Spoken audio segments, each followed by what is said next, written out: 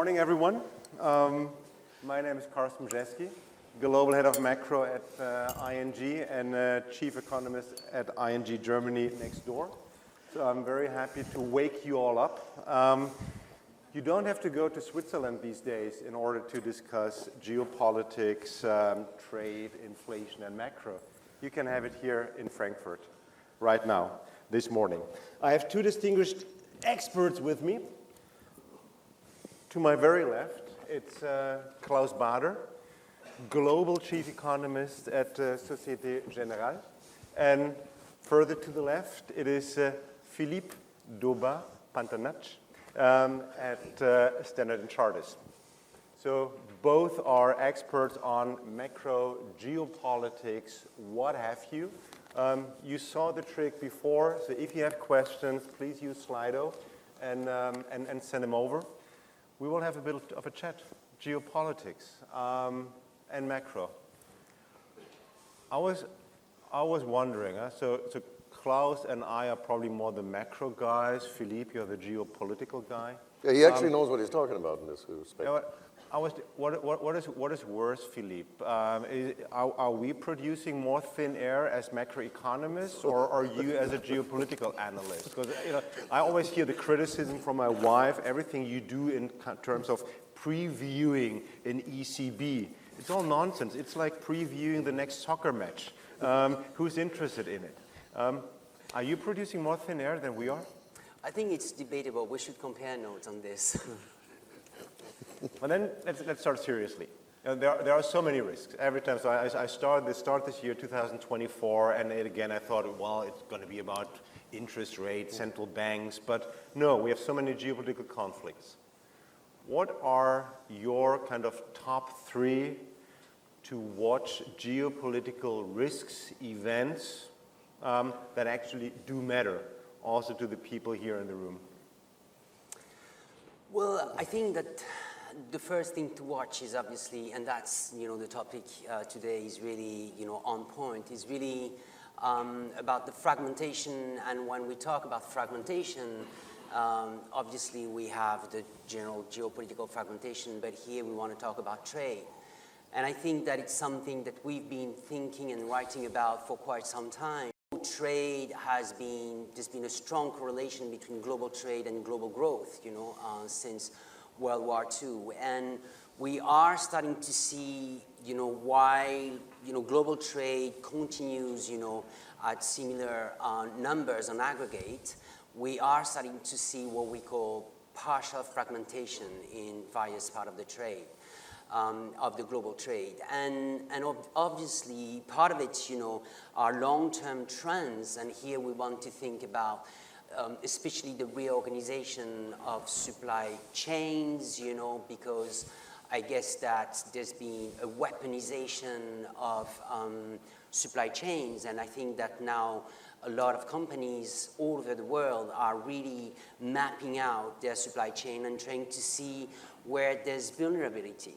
And I think that, we've been talking about the theme of reshoring. I think it's a little bit simplistic to talk about that, like Klaus probably would agree on this. But there are some things that are happening. And if it's not a simple reshoring, there is some nearshoring that is happening at the margin. There is something that has been called by Janet Yellen friendshoring. And friendshoring is a very interesting concept because essentially this is really what I'm talking about. It's really the idea that you look at your supply chain through an angle where you're trying to see if the countries where you produce something are ideologically aligned. And that's a major shift. Like it's a historical shift, in the past, let's say 2 or 3 decades, whereby the organization of supply chain, and offshoring we're seeing are just benign side effects of, the work of the world, essentially, in terms of global exchanges. So that's something to watch because there are some, I would say, breakdown of some supply chains that are happening in very precise sectors. And some supply chains are going out of China to Vietnam, typically. Mexico has become, for the first time, I think, in 25 years, the first trading partner of the US. surpassing China. So you have a few things that are happening there. And then you have the immediate challenges, and that's what you're seeing in the Red Sea. So we have to think about trade in a way where essentially trade is seaborne. 80% of global trade is seaborne. And as it happens, global trade, and maritime trade is overwhelmingly dependent on 7 maritime choke points. We wrote a paper on this. I wrote a paper in 2018 talking about choking hazard. And out of these 7 maritime choke points, 5 right now have problems. So what you want to think about the Turkish Straits, the Dardanelles and everything. So obviously with the Russia-Ukraine war, deeply problematic for grains. You want to think about obviously Suez. You want to think about Bab el-Mandeb. You want to think about Hormuz. But then Panama Canal has also some problems, completely related to climate change. So 5 out of 7, the other 2 is Gibraltar and Malacca, are problematic. And this will have some impact, on our inflation scenarios, and hence, maybe on the central bank, scenarios when it was supposed to be a pivot year. The second point, and I won't delve on that, is obviously this year is going to be the biggest year in terms of elections in history. Half of the global population is going to vote, and there's going to be quite some eventful elections. Let's get to the elections in a second. But Philippe, just one question on, just share here with the audience Chatham House rules. What is your base case then? So you touched upon all these risks. Okay, that's good. We know these, but what should they take into their scenarios now? So typically, for us, the risk to watch is actually the inflation scenario, and the fact that we have a benign scenario, and this is the main scenario, whereby central bank, especially the Fed and the ECB, can unfold their scenario of a pivot. What we're saying is that in terms of risk, and the major risk are both the geopolitical but also weather-related, and could have an impact, on the whole commodity complex, from the energy. And so what we're saying is that the market is super complacent in terms of the geopolitical risks tied to the oil prices right now. So we were at 75, it got $5. We are seeing actually oil prices getting close to 100 because of supply demand, but also because of geopolitics. Container prices, shipping prices going up. So, further? but obviously that feeds into the shipping prices. But on the other part of the commodity spectrum, you have soft commodity. And what we were saying is that grains are okay, but the stocks of grains are at their lowest level in records.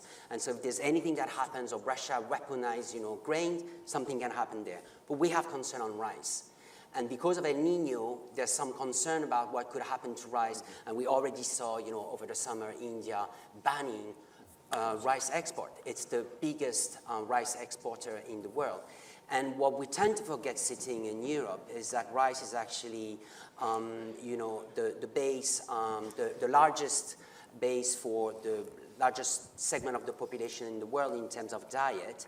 And if you have a combination of rice and grain, then you have an inflation problem, food inflation problem. So my answer to you is the biggest risk is that, the tail risk is that the scenario of inflation doesn't pan out the way the central bank wants it to pan out. Well, I definitely agree on that one, but let me take you back actually to the original point that you made, which I think was very useful. First of all, on this idea of re-onshoring, I think that is just a complete and utter nonsense. The basic question that I immediately ask when people start talking about re-onshoring is, who's going to do those jobs? The U.S. unemployment rate is basically at a 2-generation of 50-year low.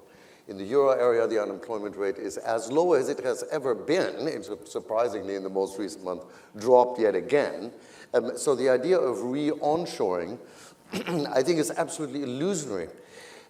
Even leaving out the principal argument why we offshored in the first place, which of course is cost.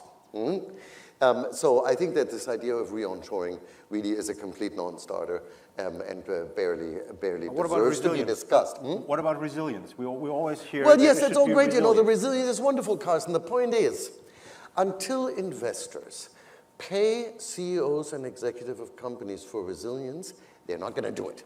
And you know what? They don't. Investors don't care about resilience. Investors care about the bottom line and maximum distribution, and that's basically it. They only care about resilience when it all goes pear-shaped. Now, the other point which you made referring to Janet Yellen about friendshoring, definitely this is a topic, although I think I prefer to think about it as enemy de-shoring. That's kind of more to the point. Now, the trouble with friendshoring is you never know who's going to be your friend in a year or 2 or 5.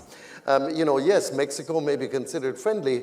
If Donald Trump comes back in, I'm not sure that that's going to last that long. And the Mexicans may very well be tempted to weaponize their supply power over the United States, which is now enormous, to get political concessions of one sort or the other.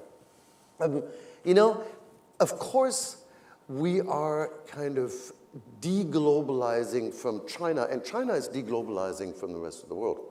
I think for China, I mean, okay, let's start maybe with the West of the industrialized nations.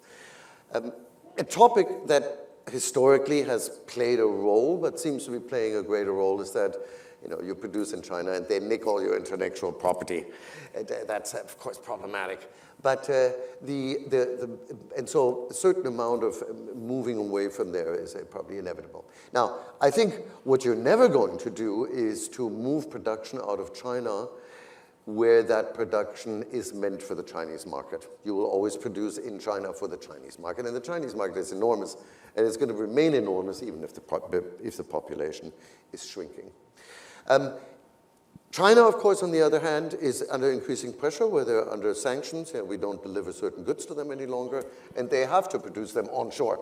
Otherwise, they won't have access to them. So there's definitely that dynamic. But that, I don't think, means that there's a general trend of deglobalization. I think of globalization of the global economy and the division of labor globally as something like a living organism that changes shape all the time. Remember, 20 years ago, much of the global textile industry was in China.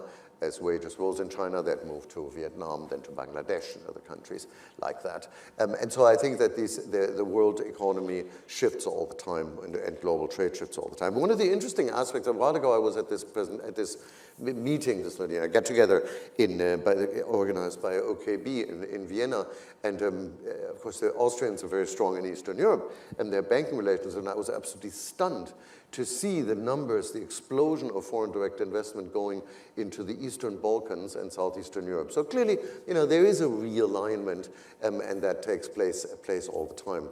But the idea of, real true deglobalization, I think, is a bit of a red herring. I'm just curious what Philippe thinks. If we focus on the politics in geopolitics, so isn't it that governments play a much bigger role, and that I can clearly follow you, Klaus, where say, okay, it's businesses. Well, investors have to pay corporates in order to change their supply chains.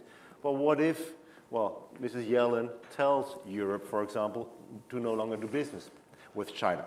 So isn't it that we have a bigger role of governments currently playing, still slightly undermining Klaus's theory that there is some kind of deglobalization? Yeah, so I think the way we look at it, I think we need to start with how do you define globalization? What is globalization? And we wrote a paper recently on that was talking about global trade, and I think that we tend to have this idea that the best proxy probably for globalization is trade, is global trade. But I think that there's, a multiplicities of aspects of globalization. And there are some aspects of globalization that have already withered away, that have already broken down. You want to think about internet. So internet as a tool, of coming together since the 90s, have essentially completely broken down into different silos. The major tools that we use in the West, to access internet, such as Google, are not accessible, in major parts of the world. And we don't look at the world the same way just because of that. So you want to think about Google not being present in China. You have very specific aspects of the pipeworks of internet that are, under our eyes, completely breaking down. So you want to think about the 5G infrastructure, where Huawei and, the biggest Chinese, infrastructure producers of internet were holding around 40% of the 5G infrastructure in the world 3 or 4 years ago, probably more 4 years ago. And now they are being, basically in some countries like in the UK, they are unearthing some of these plugs that were owned by Chinese, companies. And the cables, under the maritime cables, you should read some research about that. It's incredible what's happening. I mean, there's again, similar stories as the 5G. So you have some aspects that's really breaking down. And I think that if we go back to trade, where I'm completely with Klaus is that Europe will not produce, 50 cents t-shirts. It's just not going to happen. There's just no way. And so you have a certain part of the trade that will still rely on, the very basic one-on-one economics of the competitive advantage. But equally, you have a reorganization or redefinition of what is described as national security, or, certain sectors where you say, not at whatever cost, but even if it's, more expensive, we need to have that onshore. So you want to think about, all the parts and parcel of an electrical vehicle and how it is impacting, even, and that's where your point is very important, Carsten, how the EU is now starting to view this. And I think that here, sitting in Germany, we have to appreciate, not positive or negatively, but understand that the EU is going through a major, massive, almost philosophical change in the way they look at trade and economic policy. The EU fundamental tenet was free market, laissez-faire, antitrust, competition is king. Now they are reassessing what it means to be completely in a competitive world, and are trying to identify certain sectors where they think, well, actually, because of national security, or because there are some, anti-competitive or dumping practices elsewhere, we need to protect ourselves. And the EU is becoming more protectionist. And so these views and these political views are really changing and have a direct impact on the way certain states or supra-states like the EU are envisaging global trade. Klaus, let me just bring in some of the questions already. And you're the macroeconomist, you're the man of data. You also talk to clients. Just to maybe finish up this deglobalization or not deglobalization story. What do we see in the data?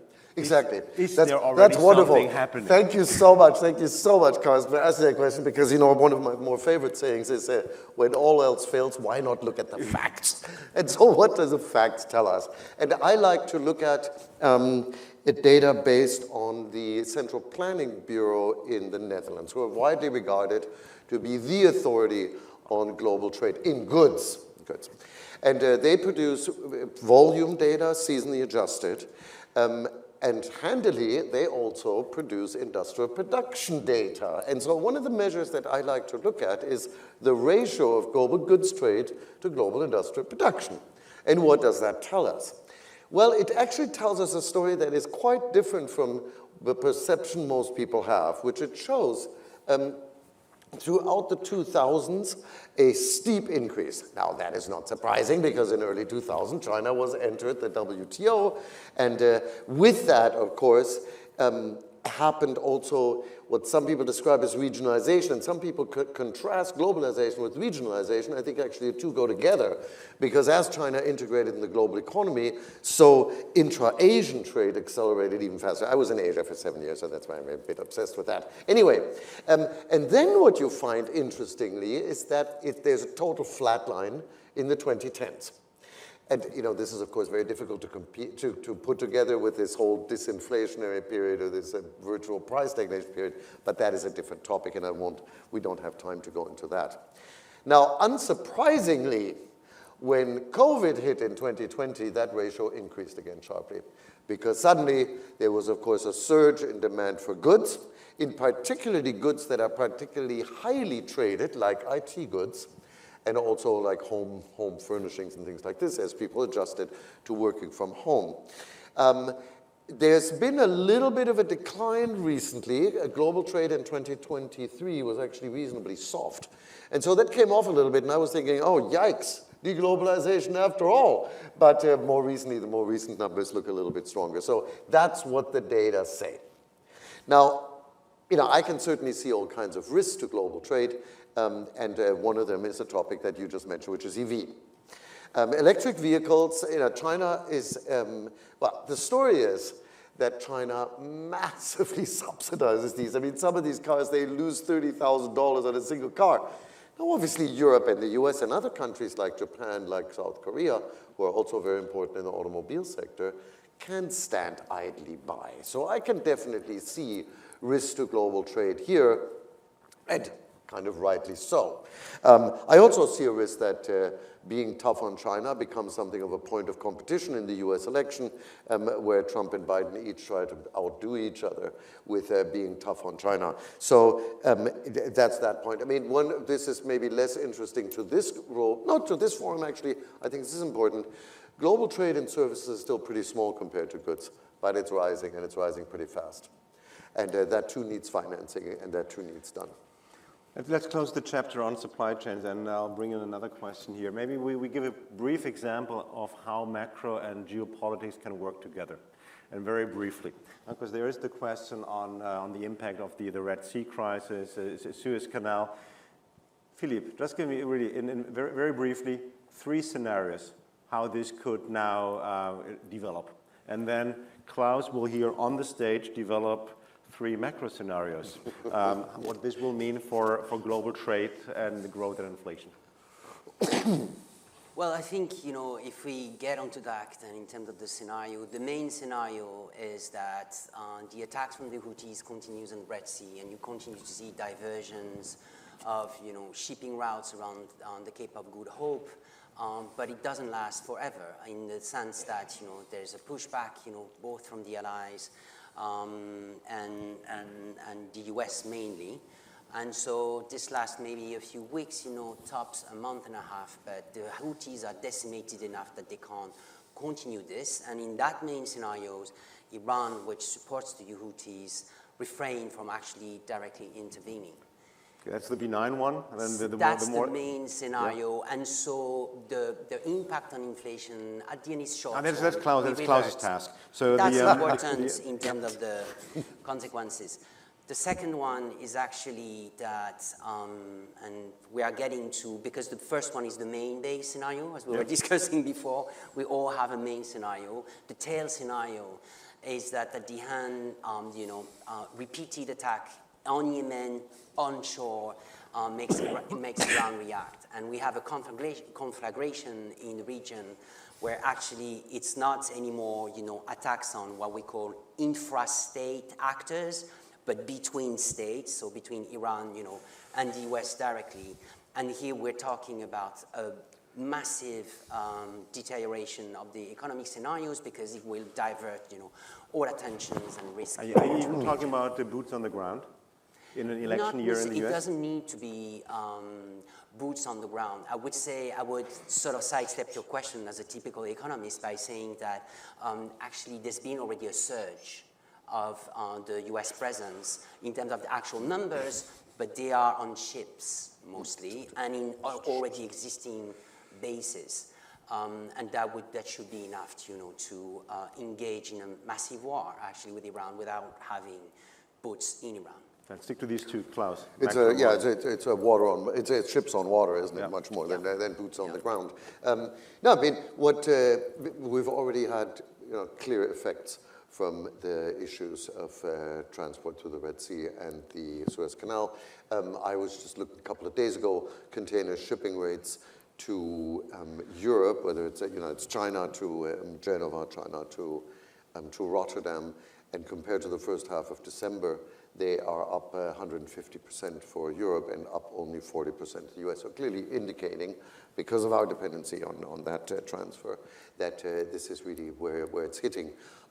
And that while you say, I maybe agree with you, but don't quite agree with your choice of words that it's like a quick transitory, but it is a one-off shift. But it does, of course, have impact on prices in particular, and also the speed of transport and the speed of trade when you have these issues, because the ships are, I don't know, a week or 2 weeks longer at sea. That, of course, means that your transport capacity, the capacity to transport, shrinks, and you get price effects, and those price effects are likely to stick around for a reasonable amount of time.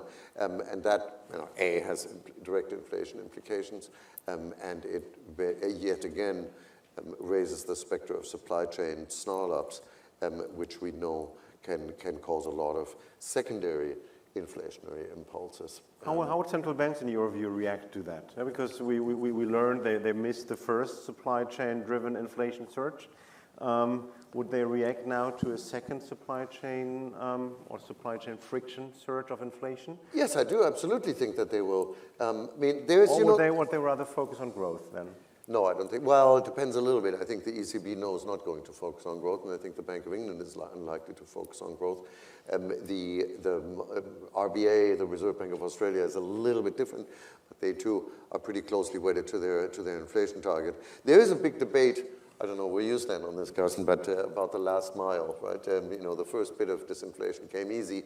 Is the second bit going to be much, much more difficult? And typical economist answer of mine is, well, it depends.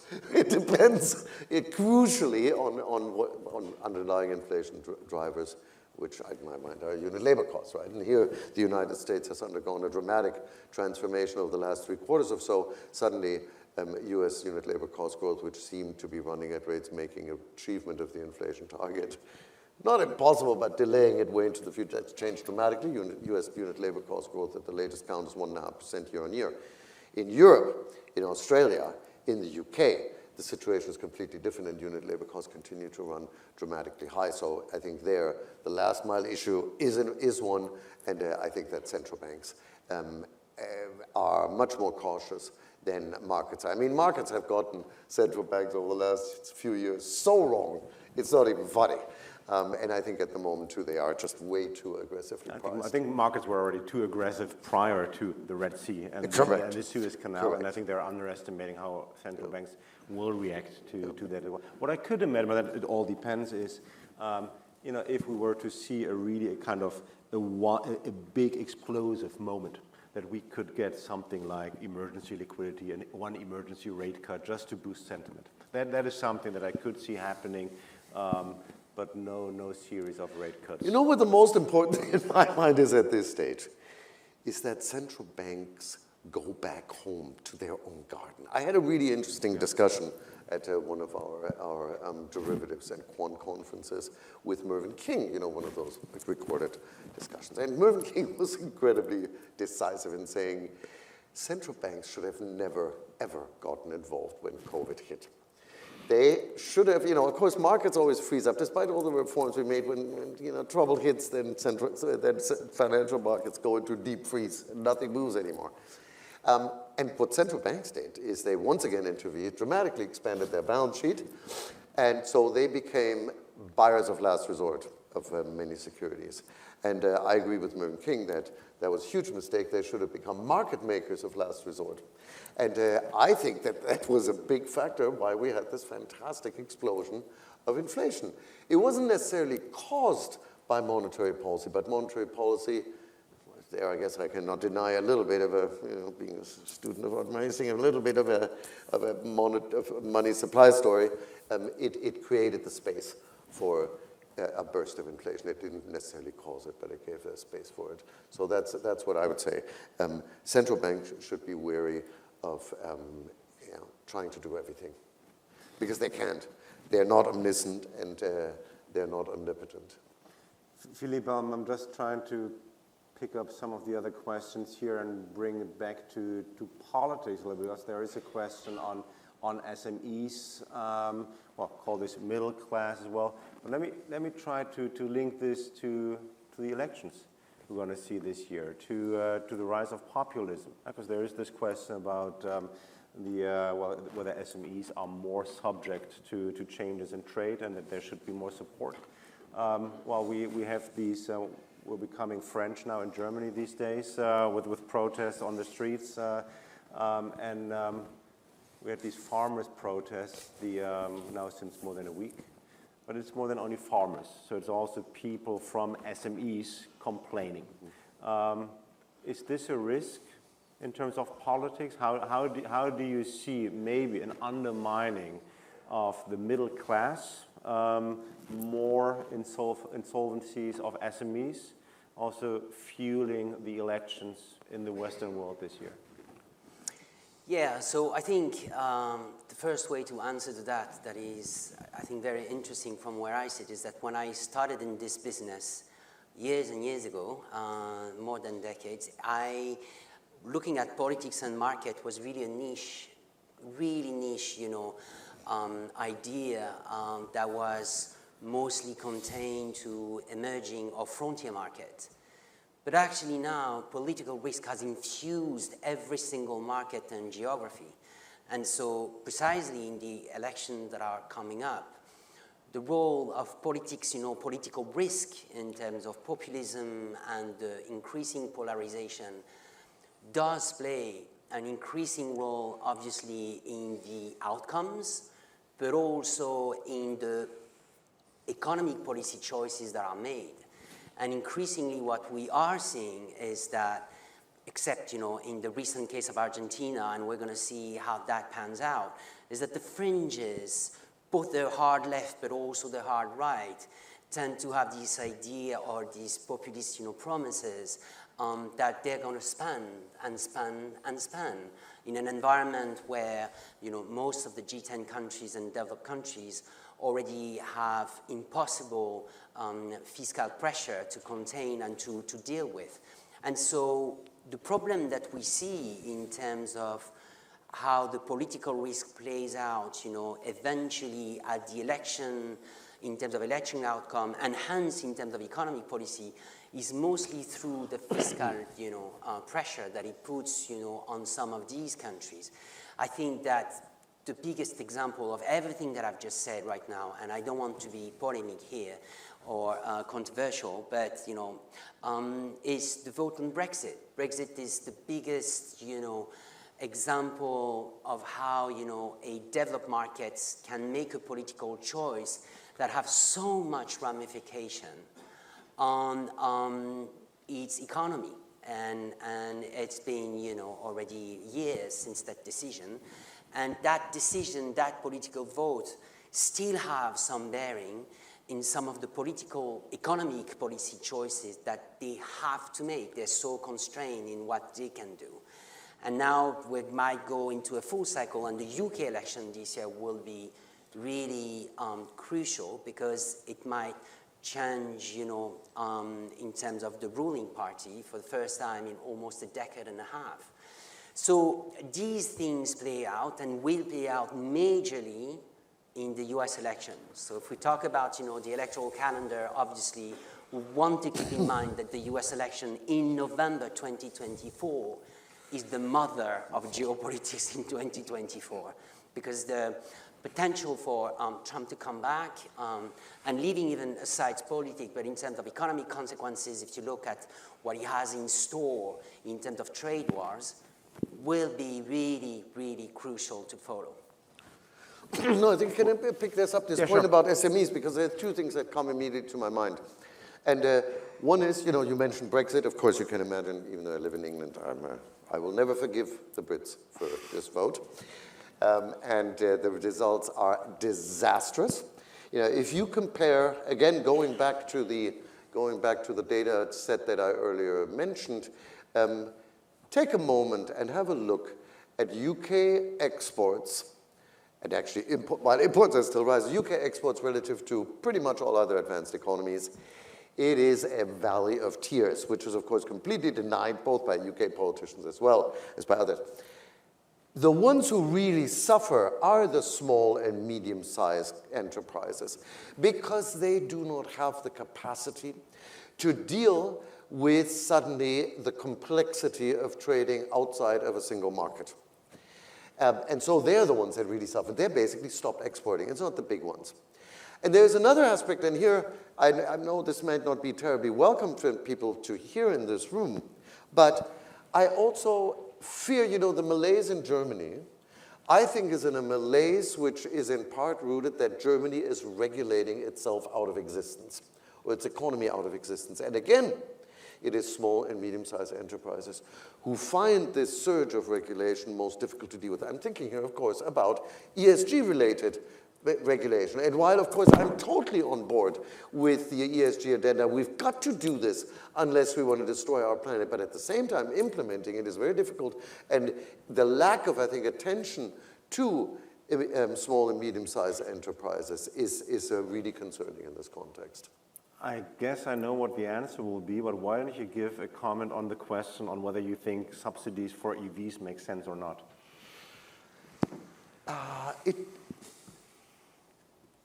In this context of everything we discussed.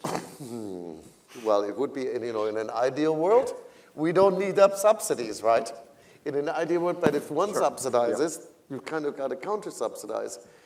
There is government help is always there, right? I mean, there's hardly a relocation of a factory where they aren't subsidized involved. I would be happier if there was less subsidies, because subsidies, always create economic rents with the cleverest cream off without necessarily leading to significant results. But I think it's a very difficult question. If the others are doing it, shouldn't you also follow? I think you don't have a choice. I mean, it would be best to reduce them. Yeah. It would be best to reduce them. I think the organization really loves us because they simply shut down the timer. So I will go on, even though I think our time is almost up. Almost, yeah. For me, let's say the last question to the two of you was, give something here to the audience.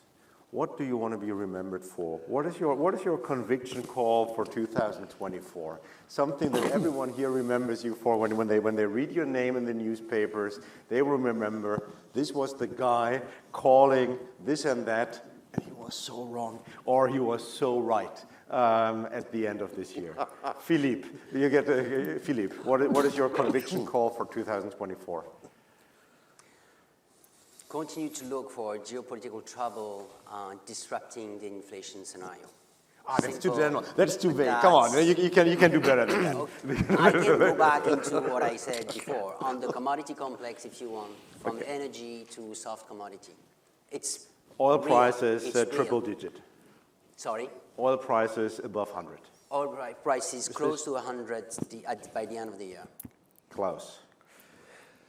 Gosh, I think I think I'm much less controversial this year, we as a group, than we were last year. Because last year we said, no, Europe is not going to go into recession, where literally people in part were ridiculing us. I said, what the hell are you talking about? Everybody knows the euro area is going to go into recession.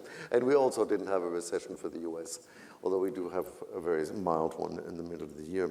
Well, I think there's, again, this rather pervasive pessimism, which I think is misplaced. The Global Economic Outlook that I published for the fourth quarter was called Resilient but Sluggish, and I have a sloth on the front, which strikes me as exactly right. I see all of these elements of resilience, high household savings in many places, labor markets incredibly robust. I don't think that monetary policy is actually particularly tight in most economies. So I think that there are all these resilience, but the bottom line is, You know, in most of the, certainly the advanced Western economy, I think it's going to be practically impossible to generate anything that exceeds potential growth for the simple reason that the degree of resource utilization is already so high.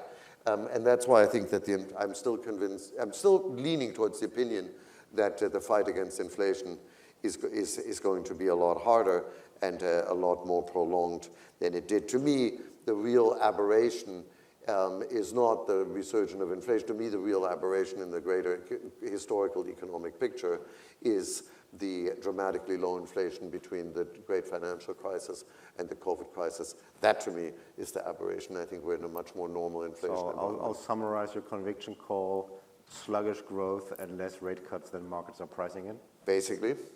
That's pretty good. Many thanks. This is just on time delivery here. Thanks to you. Many thanks to Klaus and Philippe. Thanks for listening, and enjoy the rest of your day. Thank you.